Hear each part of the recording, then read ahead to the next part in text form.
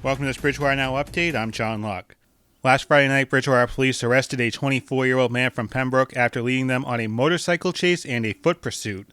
This started out on Pleasant Street, where officers spotted two motorcycles recklessly driving at speeds topping 80 miles an hour. According to reports, 24-year-old Lucas Gamaris attempted a wheelie and shortly after that crashed into a mailbox. The man attempted to flee the scene on foot but was eventually taken in by police and transported to Good Samaritan Hospital with serious injuries. Officers did find a backpack near the scene that the suspect ditched during the foot chase that contained individually wrapped bags that tested positive for cocaine. While Gamaris will appear in Brockton District Court, there was a second suspect who police are searching for. That suspect fled the scene near Prospect and Vernon Streets. Again, this is on the night of May 22nd at 7:35 p.m. If you have any information on this incident, you are asked to call Officer Hennessy at 508-697-6118. A contract for demolition of the Mitchell School has been signed. Town Manager Michael Dutton told councilors at the May 19th meeting that the bid came in a little less than half of what was budgeted.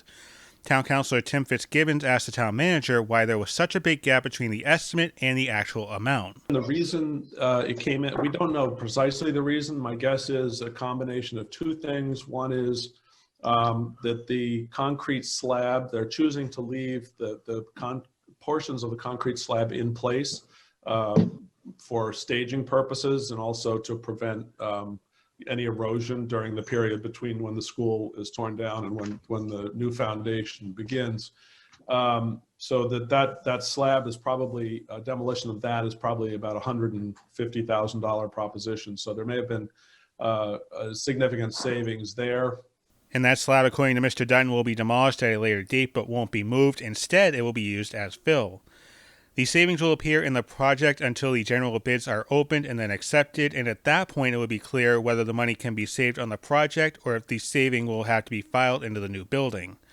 A reminder that you can watch council meetings on Channel 22 or on demand anytime at btvaccess.com. The annual town election is just under a month away, and while it will still take place at Bridgewater Middle School, there will be shorter polling hours. 10 a.m. to 4 p.m. was voted and approved by the town council for the June 27th local election. The move was made to keep those voting and the poll workers safe, but residents will still have an opportunity to vote by absentee ballot and early vote ballot. I talked with Town Clerk Marilee Hunt about these two voting methods and how you can receive one of those ballots.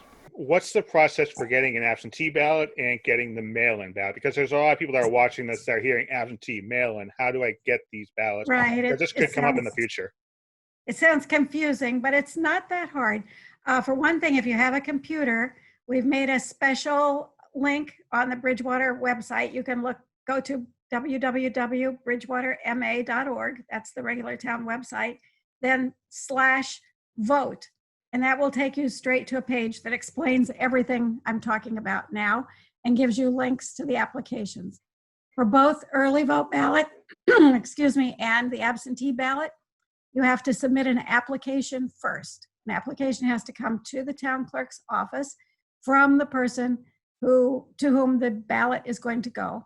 It has to come with a valid address of that person so that we can mail out the ballot to that person. And it has to come with a signature by that person.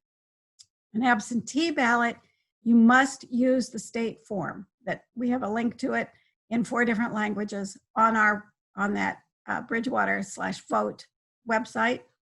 An early vote ballot, you can send us a note, a handwritten note. You can put it in the Dropbox. You can scan it and email it to us, or you can mail it to us. It must have your name, address, and your signature, and say that you're asking for an early vote. But you don't have to have the official application for that. Absentee, you have to have the official application and sign it. Early vote, you have to have some sort of notification to us that is signed. Just a plain email isn't good enough. You have to have something that is signed. And then we mail you the application. Or if you send us the application, then we mail you the absentee ballot as soon as the ballots are in, which we expect them in this week. And so we'll be sending out, we already have applications and we're all set to send out the ballots as soon as they come in. Then it can be returned to the office either by mail the drop box, which is at the bottom of the handicap ramp on the Bedford Street side of the building. Or you can have somebody bring it to polls. Right now, there is just one contested race in the annual election, and that is for District 6 on the Town Council. For more information on voting by absentee or early vote ballot, visit bridgewaterma.org/vote. And that 10 a.m. to 4 p.m. time frame is expected to be a one-time change, with the normal 7 a.m. to 8 p.m. voting hours returning for the state primary coming up in September. There were a couple of big cancellations to annual summertime festivities here in Bridgewater announced, starting off with Music Alley, which is located next to Town Hall and the Common, and it was recently announced that the performances for the month of June have been canceled with hopes of returning later on in the summertime. While the performances won't be happening in person, there will be virtual performances that you'll be able to watch from your living room. For more information on performers, visit the Music Alley Facebook page, Bridgewater Music Alley. The 2020 4th of July celebration will not be taking place in person. The annual parade and fireworks were called off. However, there are ways that we can all take part. We'll have more in the coming weeks, but this is the post on the Bridgewater 4th of July's Facebook page that reads in part, "Please know this was not an easy announcement for us to make. We work on this event throughout the year and are disappointed but excited to be able to bring you a different way to celebrate." Again, we'll keep you posted on those details coming soon. The Arts and Music Festival that takes place at BSU on the 4th of July is also canceled this year. A quick programming reminder, the BR virtual graduation will be taking place this Friday night at 6 p.m. on channels 9 and 98, with replays all weekend long on channel 98 and on demand at btvaccess.com. This year's Memorial Day ceremony, typically held in the center of town, didn't feature a large gathering as has happened in years past. You can watch recent Memorial Day ceremonies on our website, btvaccess.com. This year, a small brief ceremony was held with the Town Council in attendance, as were our cameras. Town Councilor Frank Sousa and Council President Dennis Gallagher laid a wreath down in front of the statue with names of those who paid the ultimate sacrifice fighting for our freedoms. Although we weren't able to gather as in years past, the message remains the same. This is the land of the free because of the brave.